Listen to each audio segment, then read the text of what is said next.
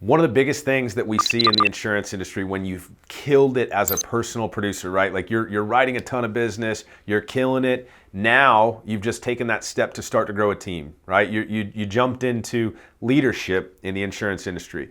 Now your income goes when it's supposed to go up, right? And we see this happen all the time. The reason is because you're taking your foot off that gas pedal, that personal production gas pedal, and you're applying it to something else that's going to work, but it's more long term. So I want to talk to you in this video about how to manage personal production while growing a team, because if I've done one thing well, it's writing a lot of business personally while still growing the team. And sometimes, listen, you got to be real with you, got to be honest. Sometimes the team has to kind of figure it out, or will need to give me some time to wrap up an appointment or what have you. And listen, this YouTube channel and doing all this stuff it definitely is pulling for time. And so my agents aren't getting as much time with me as they used to, but that's okay because I've replicated myself. We've have people in place that know what I know because they did what I did. And so that's what I want to talk through with you. So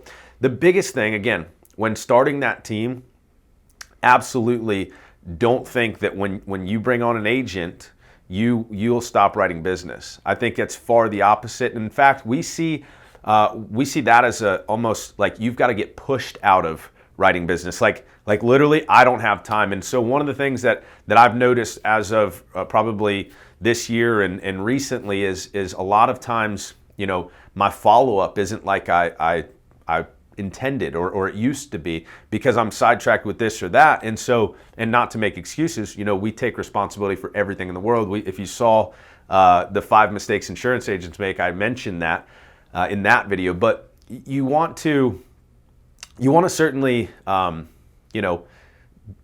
take the time to help your agents and to help them grow, but you can't do it, okay, without having an income yourself, right? So the example that I like to use for this is the air mask in the plane, right? You've all been on a plane where they say, in case of emergency, please secure your air mask first before you can help that other person, right? So you've got to take care of you before you can help them. Imagine what some more money to spend on leads or money to spend on marketing or what have you. Imagine what that could do for those agents you're bringing in.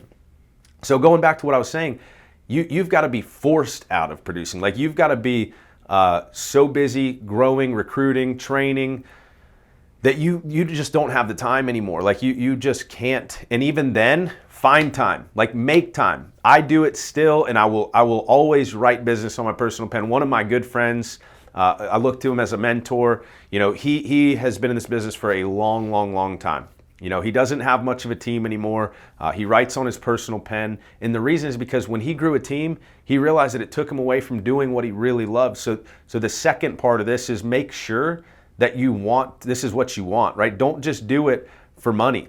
I know people that personally produce and they don't have a team that make more money than me, that make more money than a lot of people because they're just laser focused and they're doing exactly what they want to do. So don't fall into the mindset of, man, if I want to get to that next level, I've got to take a leadership contract. That's not the case at all. Like you can be a personal producer, have your own time, right? Once you're responsible for somebody else, you're responsible for somebody else. And so you've got to make sure that you're showing up. You've got to make sure that you're putting in the time.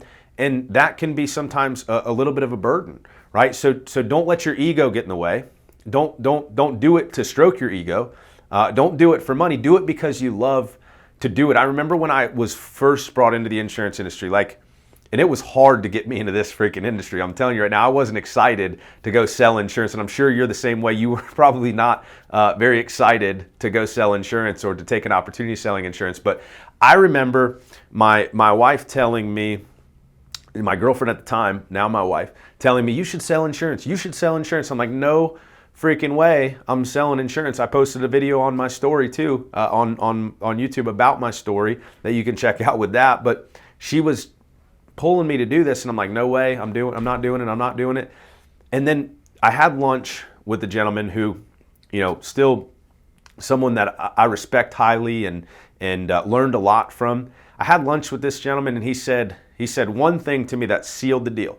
He said, man, listen, we're growing this agency, and we're looking for leaders.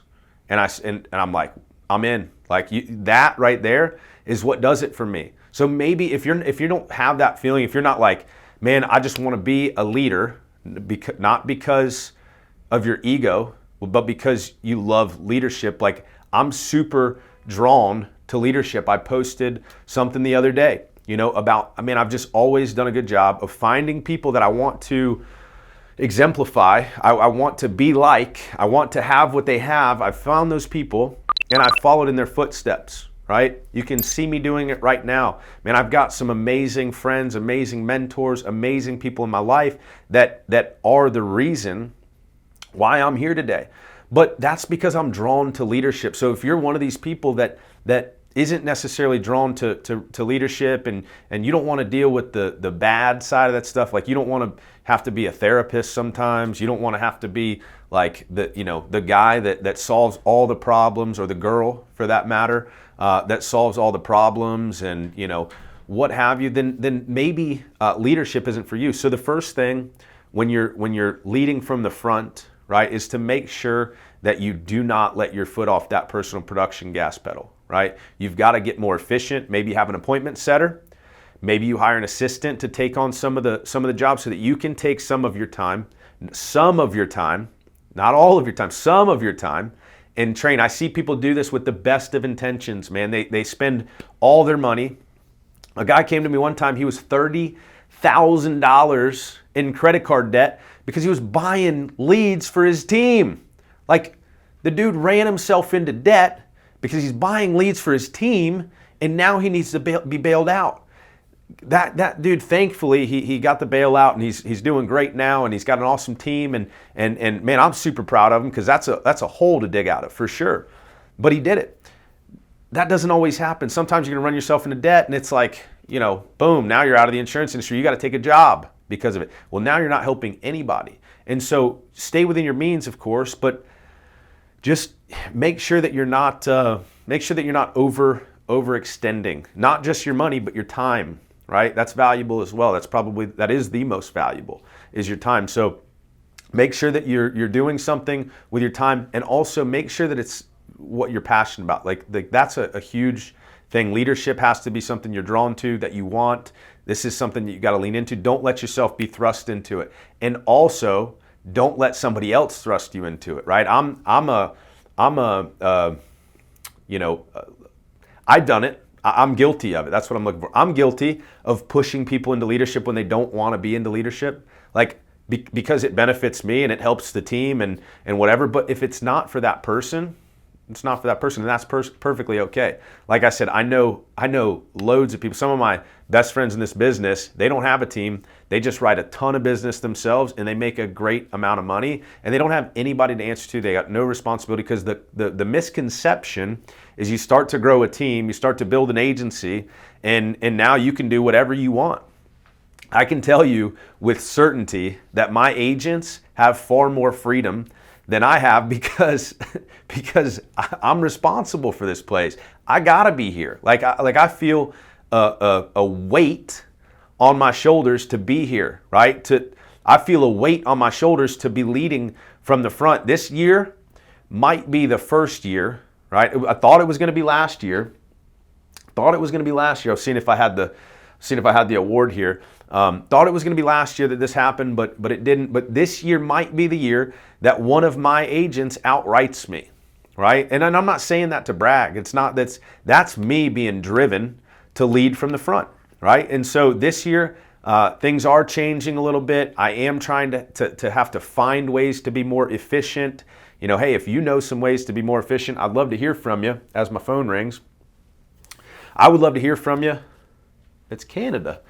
I would love to hear from someone's calling me from Canada. That's pretty cool. But I'd love to hear from you if you know ways to be more efficient with your time, like appointment setters, assistants, all of that stuff are things that I'm doing currently, and I need to do more, right? I need to be more efficient for my team and for my people. So in short, just make sure that it's for you. I hope this helps a little bit. I want to definitely dumb it down even further to, hey, this is the steps that I've taken, but today I'm just kind of preaching from preaching from a conversation that I just had recently that really triggered this to make me say like, hey, listen guys, leadership's not for everybody and that's okay.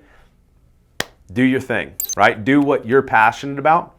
And if that's working 20 hours a week and making a decent living, then do that and find somebody that can help you get to that point, right? Find somebody already doing that and do what they do. So hope this helps. Lead from the front. Let's make a difference. Let's make this industry better. Hey, listen, if you've been on Clubhouse the last couple weeks, you know that this thing has extreme value. Get into Clubhouse now, and if you're wondering what it is, check out that video.